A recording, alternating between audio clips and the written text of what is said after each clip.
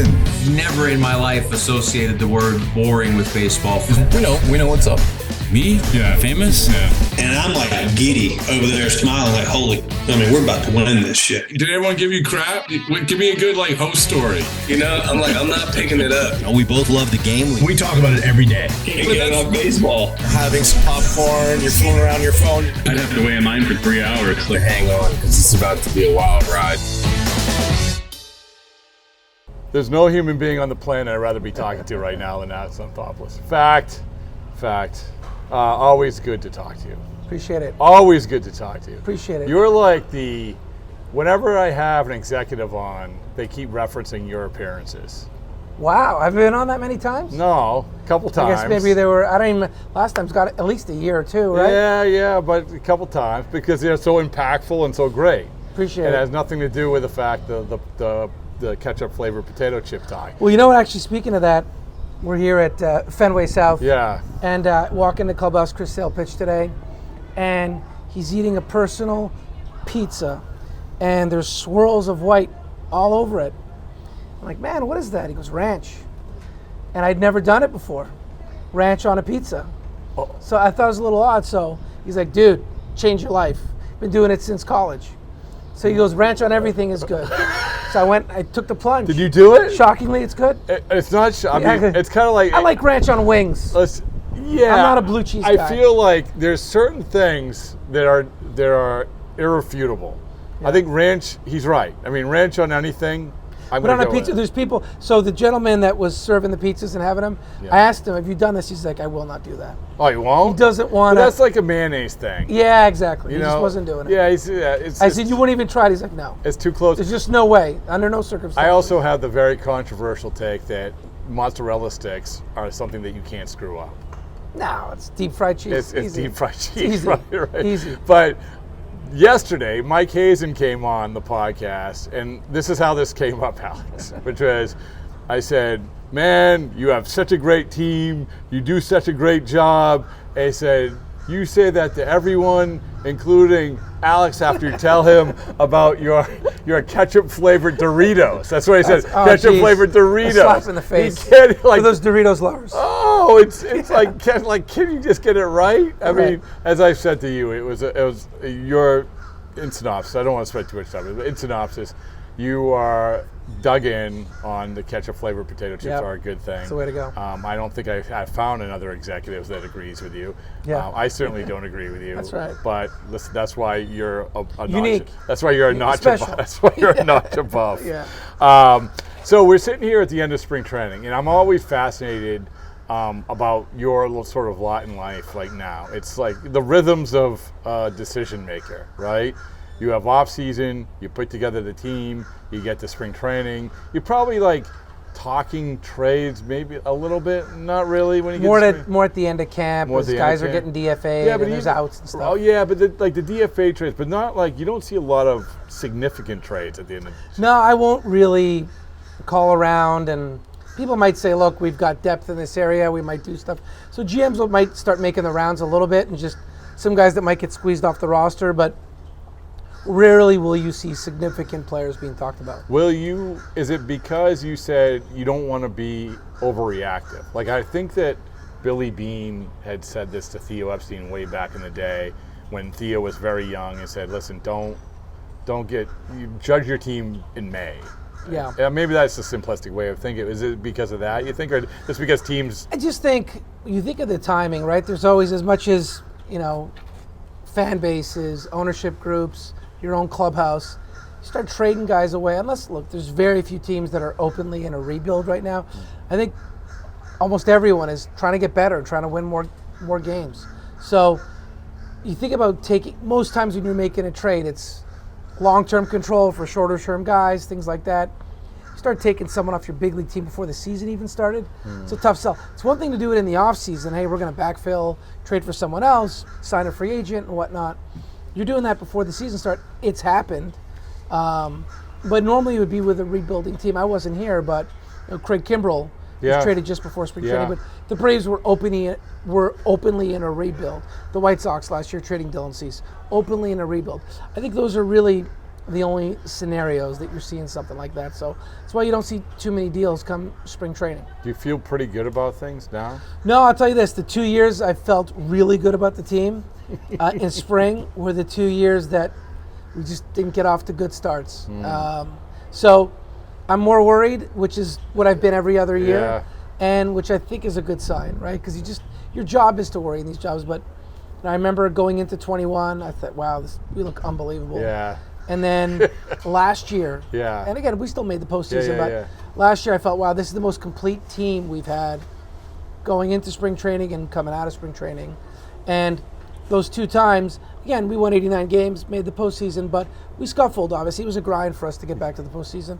And look, in 21, first half of the year, it did not go well. Things came together late, and obviously got hot in the playoffs and all that. But no, I feel the same as I have in other springs. You're worried about different parts of the team. You're constantly worried about your depth, right? So, yeah, if everyone's healthy, you like the roster. All 29 other GMs will tell you the same thing. You start worrying about if this guy goes down, if this guy doesn't perform, what's your next layer of depth? So we know we got a long way to go, and you probably can't do much. You could do something at the end of spring, probably be a wave of players, DFA'd and out clauses and all that. Then you probably can't do anything until the end of July. So it's you've got a 4-month period. You got to wear it pretty much to try to help your team, which is a long time. So there's a lot of things, like including like you get to this point and you're coming up on out clauses, right? Like because you want depth. Like this is the thing. You want depth, and you get these non-roster guys for the depth, and then you're like, oh man, you had a really good spring training, but hey, will you stick around a little bit longer? I mean, that's must be a weird conversation. Yeah, look, it's tough, and I think it depends where players are at in their career, right? Our view is, look, some contractually just have it in there, right? So they have an out clause. Some other guys might not, but maybe they're 34 years old, 35 years old, and they're 9 years of service. They're trying to get to 10. We're not going to stop people from having an opportunity to go other places. And I'll give you an example. We had Jordan Luplow in camp last year. He was coming in to compete as a right-handed, a platoon bat, and we signed Adam Duvall late, I think March 17th. That wasn't in the cards. That wasn't part of the plan. His opportunity was taken away entirely. Duvall was given a guaranteed deal. He was on the team. So pulled Jordan in and said, look, we'll give you the right. You want to go somewhere else. You came here with the thought to make this team. We've taken that away because Duvall was available late.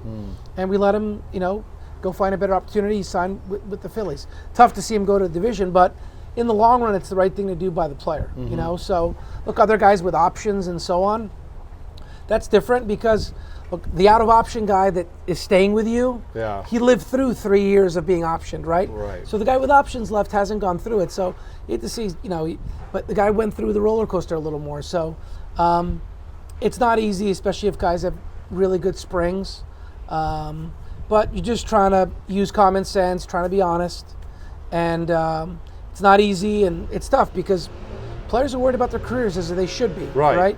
Not worried about being. It's an anxious time this time. Like this. It's tough. As spring training is, everyone's happy. We're doing golf tournaments. We're doing all this stuff. But you get to the last week, you see guys walking around. They're on their phones. They're they're worried about, oh man, I really got to do well in the spring training game, stuff like that. So look, I'll tell you, like I know every day. Look, you're done early.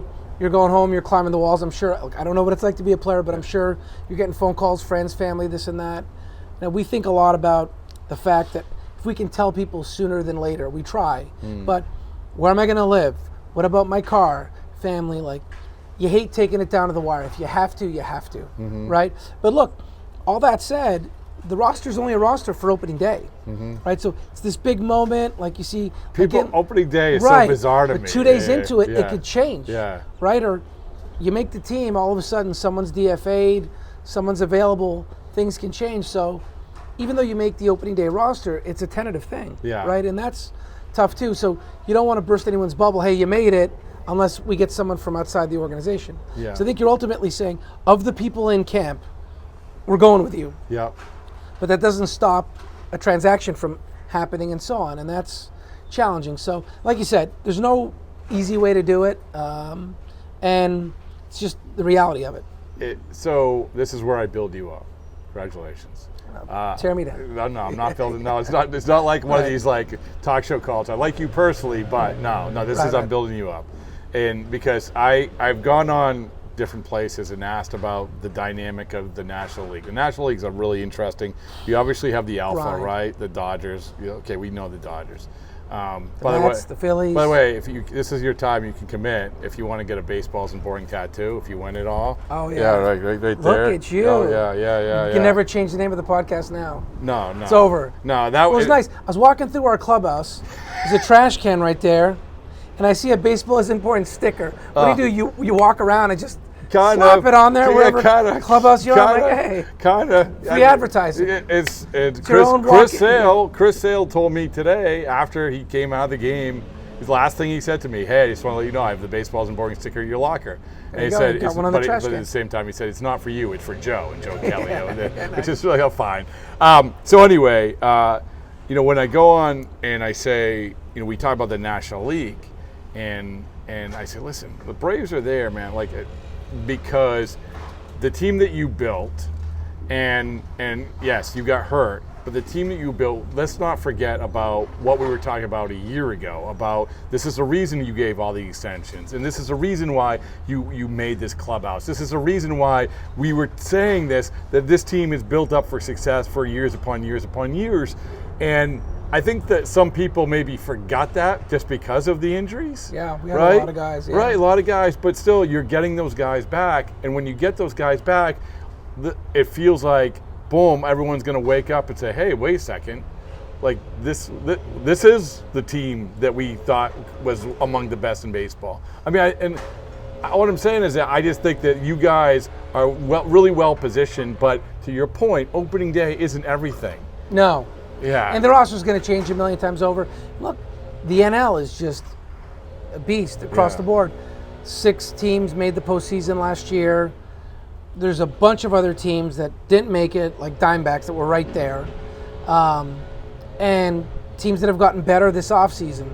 Cubs, Reds, Giants, Diamondbacks. Then there's obviously the Nationals are better. The Marlins, I thought, really were pretty athletic, and I thought I think they're really growing, and they were. I was just impressed with overall just the roster turnover and so on. And there's only 6 spots, and there's all these really great teams. Really good teams. I don't think it's getting any easier. But look, having stability, having continuity, and it's tough. We've lost players each year to free agency. You sign guys to extensions. I've always said there's only so much pie to go around, right? You can't sign all of them. You did your best. Yeah, you try to keep, but and you like having some stability. Yeah. I think it's important for the fan base, for the clubhouse as well. But you feel like you continue to take shots where you're losing talent every year, and you try to. And that's a credit to our manager, the players that we still have. And it's tough to lose those guys. We lost mainstays, pillars of our organization, but that's unfortunately it's sports, right? To try to keep the thing going, stay competitive. We're trying not to have a peak where we made the postseason, won a World Series, and then we have to go into a rebuild again and then come back out of it. Ideally, we could try to keep this thing going. So with that comes tough calls while everyone around you continues to get better. So these clubs are so well run. But they have to get better because of you. They have to get better because of the Dodgers. And the Mets and the Phillies and the Dodgers. And it's professional sports, right? Everyone's really smart. Everyone's really good. And year to year, things can change quickly. You see it in other sports. San Francisco 49ers are in the Super Bowl.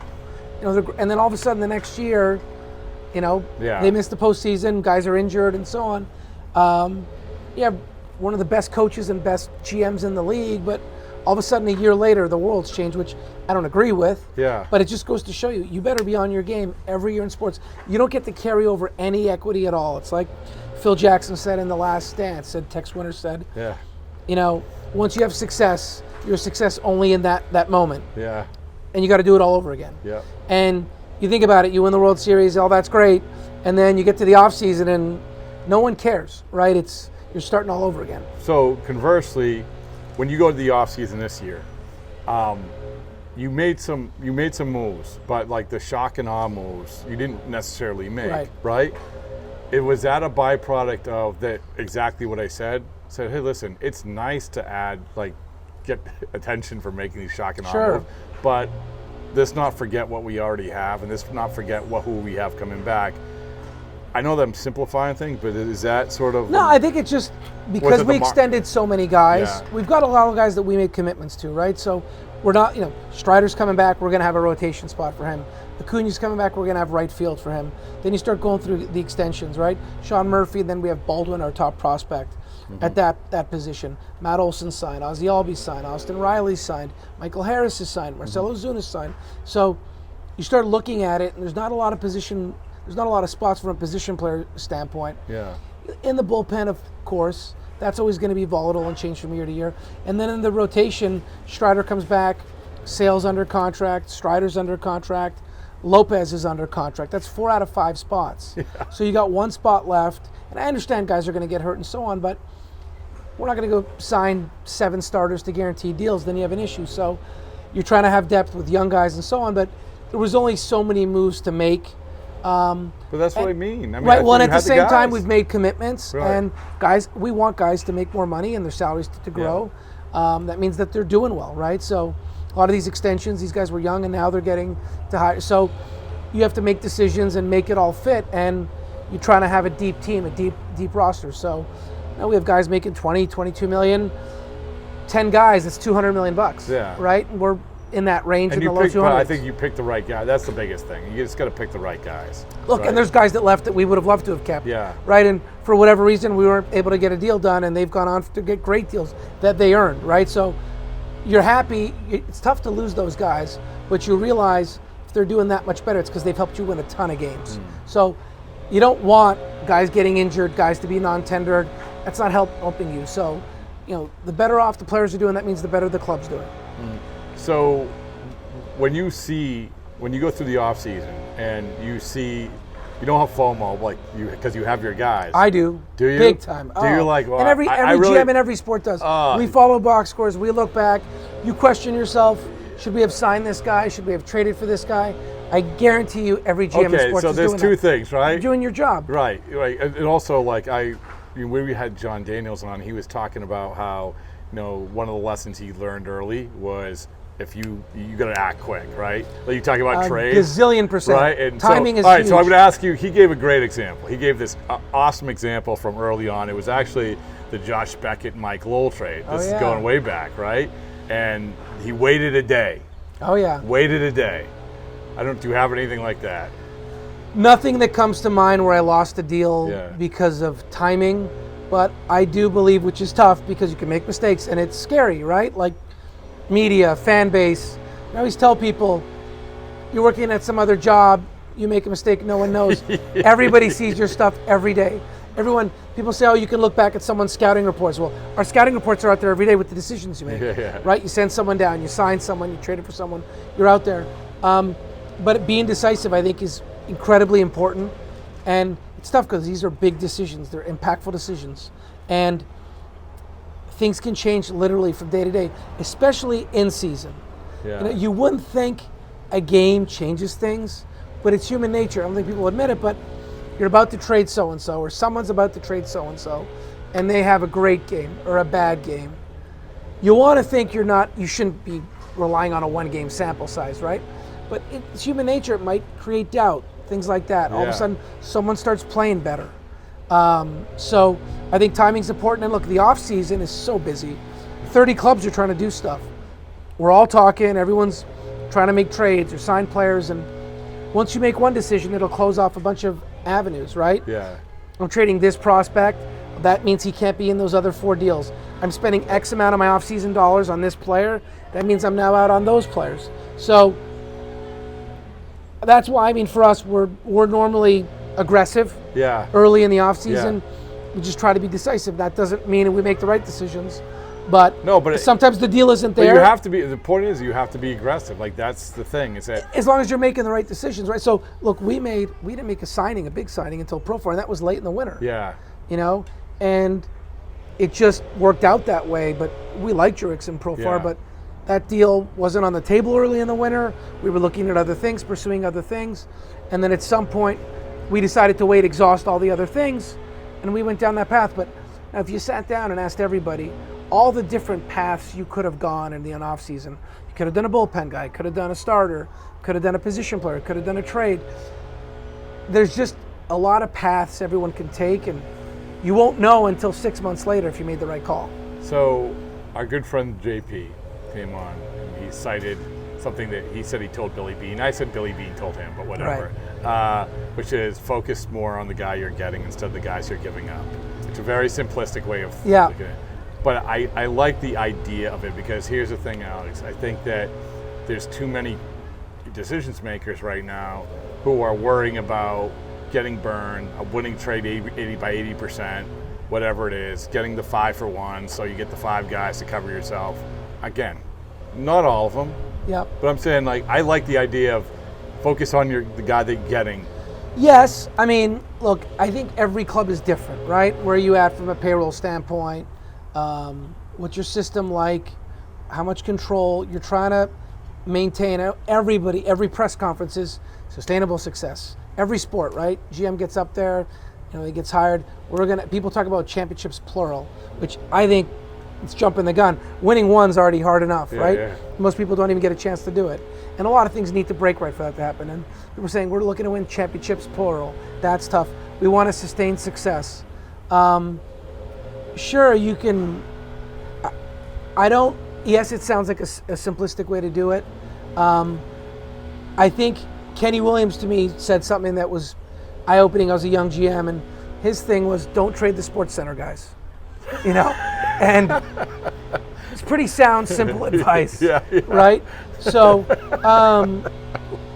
like, there's always trades, and look, if a guy's about to be a free agent and he's going to leave, your alternative is potentially getting a draft pick, or you have 2 years of club control, you can't sign him, so I think you do have to be aware of what you're trading away. It doesn't mean you shouldn't make the deal. But I don't think you could just ignore, because look, we could talk about all kinds of young players that got traded that, look, all these guys on the big league field, other than the guys coming from Japan, or Cuba at times, played in the minor leagues at one point, right? They were prospects at one point, right? So yes, the majority of prospects don't pan out and so on, but all these stars were prospects once, right? So know who you're trading. You're going to have to give up good players, certainly. Billy Beane did tell me all the time, I've traded plenty of good players, and you can't be afraid to trade good players. I guess that's where I'm I agree with it. So, but I don't think you just ignore it. Look, we had plenty of opportunities to trade. Look, I can say this now, but because Mike Hill's in the commissioner's office, but we wanted Yelich. And Acuna had to be part of the deal. There's just no deal without him. So Christian Yelich had 5 years of club control, great player. Acuna's this great prospect, hadn't touched the major leagues yet.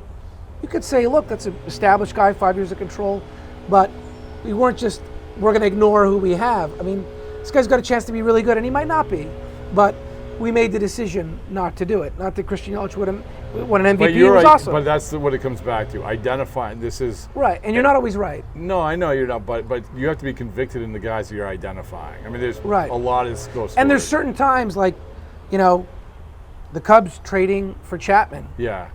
Gleyber Torres, like, I think Theo Epstein said at the time, if not now, when are we going to do this? Like, this team's unbelievable, and we owe it. So, look, there's times you make a tough call and so on, but because your roster's that good, and you can't guarantee a year from now, 2 years, 3 years from now that all these guys are healthy, all these guys are having great years, the division, the competition, and there's no guarantees you win in the postseason, but you want to give yourself that chance. But look, as far as I'm concerned, that's the biggest struggle you have in these jobs is short-term and long-term, because there's just no guarantees in the postseason.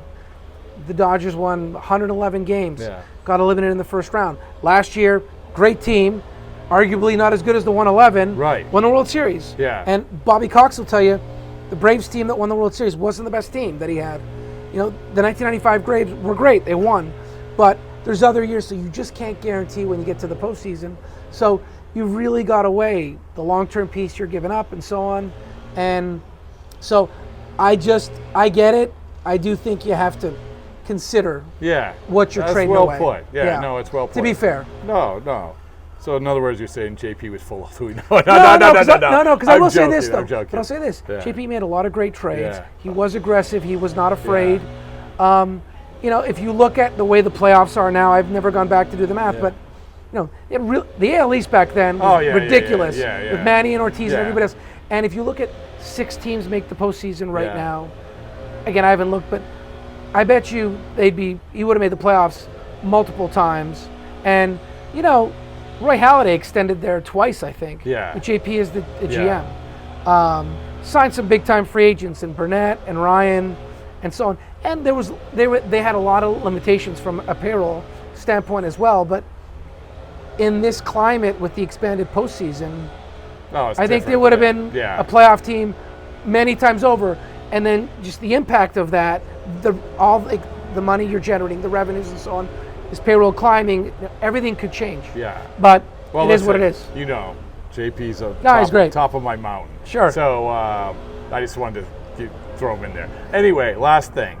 Another GM came on here, Brendan Gomes, and said, you know, our goal is to not have to do anything at the trade deadline. Brilliant. Right?